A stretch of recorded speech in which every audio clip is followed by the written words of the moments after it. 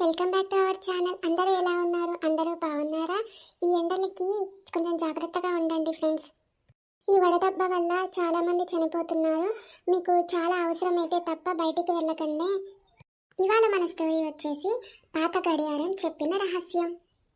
మన ఊరిలో ఒక పాతింటి గోడ మీద ఉన్న గడియారం రాత్రి 12 అయ్యాక ఒక్కసారిగా మోగేది. కానీ ఆ ఇంట్లో ఎవరూ ఉండరు. కానీ ఆ గడియారం ఎందుకు మోగుతుంది? ఆ గడియారం ఒక్కసారిగా మోగడానికి కారణం ఏమిటి? ఎవరూ లేకుండా ఎందుకు మోగుతుంది? అక్కడేమన్నా రహస్యం ఉందా? లేదా దెయ్యాలు భూతాలు ఉన్నాయా? అసలేం జరుగుతుంది? ఈ స్టోరీలోకి అయితే వెళ్ళిపోదాం పదండి. రాము, చంటి ఇద్దరు ఫ్రెండ్స్ ఉండేవాళ్ళు. ఊరి చివరిలో ఉన్న పాతింటి దగ్గరికి ఎవరూ వెళ్ళరు. ఒకరోజు చంటి, అరే, చివర్లో ఉన్న ఇంట్లో దెయ్యముందంటరా? రాము నవ్వుతూ, ఏం దెయ్యం రా, ఈ కాలంలో దెయ్యాలు భూతాలు ఎక్కడివి, అవన్నీ కథలురా. ఇదంతా కాదురా, ఇవాళ రాత్రే ఆ ఇంటి దగ్గరికి వెళ్దాం, అక్కడ ఏముందో చూద్దాం.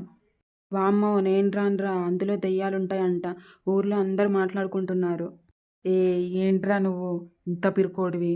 నేనున్నా కదా, ఇవాళ రాత్రే వెళ్దాం, ఒక పెద్ద టార్చ్ లైట్ తీసుకొని వెళ్దాం. అసలు అక్కడ ఏం జరుగుతుంది? నిజంగా దెయ్యం ఉందా? ఇంకెవరైనా ఉన్నారా చూద్దాం. సరేరా, ఇక నన్ను ఆ దేవుడే కాపాడాలి. ఆ రాత్రి ఇద్దరూ కలిసి ఆ ఇంటి దగ్గరకు వెళ్ళారు. వామ్మో, నాకు భయం అవుతుందిరా. నువ్వు వరవకు, నన్ను నొరిపియకు, సైలెంట్గా నా వెనకాలరా. దేవుడో భగవంతా, నన్ను కాపాడయ్యా. ఇంటి లోపల మొత్తం దుమ్ము, పాత ఫోటోలు, మధ్యలో పెద్ద గడియారం. అప్పుడే టంగ్ టంగ్ టంగ్ 12 సార్లు మోగింది. వామ్మో, అదుగోరా మోగింది గడియారం. అరా పోదాం ఇప్పటికైనా.